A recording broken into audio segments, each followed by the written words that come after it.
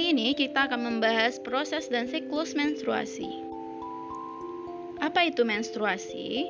Menstruasi atau haid merupakan pendarahan yang terjadi akibat luruhnya dinding sebelah dalam rahim atau endometrium. Menstruasi terjadi ketika ovum tidak dibuahi oleh sperma. Untuk sekali siklus rata-rata terjadi sekitar 21 sampai 30 hari tergantung pada wanitanya. Siklus menstruasi dikendalikan oleh hormon reproduksi yang dihasilkan oleh hipotalamus, hipofisis, dan ovarium. Seperti inilah penampakan gambar dari hipotalamus, hipofisis, dan ovarium tersebut. Hipotalamus dan hipofisis terdapat pada otak, sedangkan ovarium terdapat pada bagian kelamin wanita. Terdapat 4 fase siklus menstruasi. Fase pertama yaitu fase menstruasi, lalu fase praovulasi, fase ovulasi, dan yang terakhir fase pasca ovulasi. Fase-fase tersebut berlangsung secara terus-menerus. Jadi dari menstruasi, kemudian praovulasi, ovulasi, dan fase pasca ovulasi. Setelah fase pasca ovulasi, dia akan memulai kembali fase menstruasi. Begitulah terjadi secara terus-menerus, dan hal ini akan dihentikan apabila terjadi kehamilan. Oke, kita akan bahas satu persatu fasenya, yaitu yang pertama, fase menstruasi.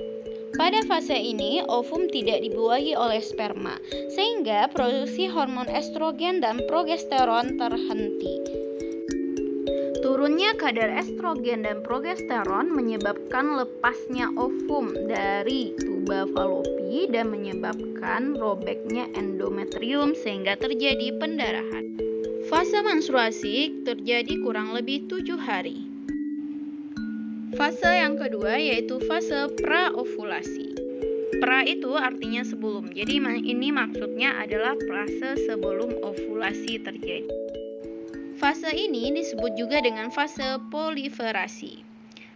Pada fase ini, hipotalamus pada bagian otak akan membantu hipofisis pada bagian bawah dari otak untuk mengeluarkan FSH, yaitu Follicle Stimulating Hormone. FSH ini berfungsi untuk memacu pematangan folikel dan merangsang folikel untuk mengeluarkan hormon estrogen, sehingga terjadi pembentukan dinding rahim atau yang disebut dengan endometrium. Oke, folikel itu apa? Folikel adalah kantung tempat terbentuknya sel telur atau ovum.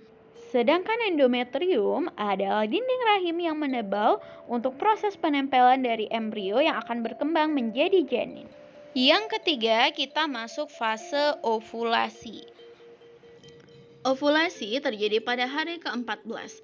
Arti dari ovulasi yaitu pelepasan sel telur atau ovum. Pada fase ini, folikel yang ada di ovarium semakin berkembang untuk menghasilkan ovum. Folikel yang sedang berkembang ini akan menghasilkan hormon lain yaitu hormon estrogen. Hormon estrogen ini akan berfungsi untuk membantu pematangan ovum dan penebalan dinding rahim.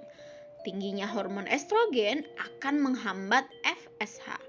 Hormon FSH ini akan digantikan oleh hormon LH yaitu luteinizing hormone. Peningkatan kadar LH merangsang pelepasan sel telur yang telah matang dari folikel di dalam ovarium. Peristiwa inilah yang disebut dengan ovulasi. Selanjutnya, fase pasca ovulasi. Pada fase ini, folikel de Graaff yaitu folikel yang telah matang yang telah melepaskan sel telur akan berkerut dan menjadi korpus luteum. Korpus luteum akan mengeluarkan hormon progesteron. Jika tidak terjadi pembuahan, korpus luteum akan berubah menjadi korpus albikan yang hanya sedikit mengeluarkan hormon, sehingga kadar progesteron dan estrogen menjadi rendah. Keadaan inilah yang menyebabkan terjadinya menstruasi. Hal ini karena hormon estrogen dan progesteron itu menahan dinding rahim. Tetapi apabila progesteron dan estrogennya itu rendah, tidak ada lagi yang menahan dinding rahim. Jadi dinding rahimnya itu akan meluruh dan akan keluarnya darah pada proses menstruasi. Seperti inilah prosesnya, dia akan terjadi secara terus-menerus. Jadi dari menstruasi, kemudian praovulasi, kemudian terjadi ovulasi dan pasca dari ovulasi. Kemudian terjadi menstruasi kembali. Di sini anak-anak dapat melihat angka-angkanya. Menstruasi itu biasanya terjadi selama 7 hari, kemudian praovulasi akan terjadi selama kurang lebih 5 hari. Kemudian pada pertengahan bulan dari tanggal 13 sampai 15, dalam siklusnya tersebut akan terjadi ovulasi, yaitu pelepasan sel telurnya ini. Jadi apabila pada proses ovulasi ini sel telur bertemu dengan sperma, maka terjadilah kehamilan.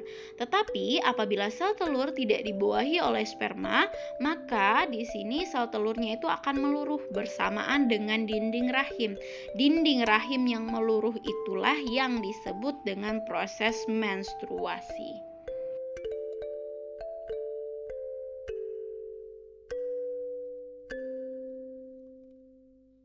Oke, tadi banyak sekali hormon-hormon yang sudah kita bahas pada proses menstruasi. Jadi hormonnya tersebut kalau diringkas ada 4. Jadi ada yang namanya FSH atau follicle stimulating hormone. Jadi hormon ini akan menstimulasi atau merangsang pembentukan folikel. Yang kedua ada LH atau luteinizing hormone, yaitu hormon yang merangsang pelepasan ovum yang matang dari folikel. Yang ketiga ada estrogen, yaitu hormon yang berfungsi untuk membantu pematangan folikel dan penebalan dinding rahim. Dan yang keempat yaitu progesteron, hormon yang berfungsi untuk mempertahankan dinding rahim. Selanjutnya kita akan melihat animasi dari proses menstruasi. Jadi kalau kita lihat di sini, ini adalah tubuh seorang wanita yang mendapatkan hormon FSH dari bagian otaknya dan akan menuju organ kelamin wanita tersebut. Di sini yang bagian bulat dalam lingkaran hijau ini adalah folikel. Jadi dalam folikel ini terbentuk sel telur atau ovum. Jadi apabila ovumnya telah matang, ovum akan dilepaskan dari folikel. Inilah yang disebut dengan proses ovulasi. Ovum yang dilepaskan akan masuk ke dalam tuba Fallopi dan akan berjalan sepanjang tuba Fallopi sambil menunggu sperma untuk membuahi ovum tersebut. Ovum akan berjalan di tuba Fallopi selama beberapa hari. Bagian folikel yang telah melepaskan ovum tadi akan mengerut dan berubah menjadi korpus luteum. Korpus luteum ini akan melepaskan hormon progesteron, hormon yang berguna untuk menebalkan dinding rahim. Dapat kita lihat pada grafiknya, itu yang pada angka 6, itu dinding rahim ya. Mereka itu sangat-sangat tipis awalnya. Jadi seiring berjalannya waktu, dinding rahimnya itu menebal dan banyak pembuluh darah di sana untuk mempersiapkan hadirnya janin di sana. Tetapi apabila ovum tidak dibuahi oleh sperma, dinding rahim yang telah terbentuk ini akan meluruh dan inilah terjadi proses menstruasi.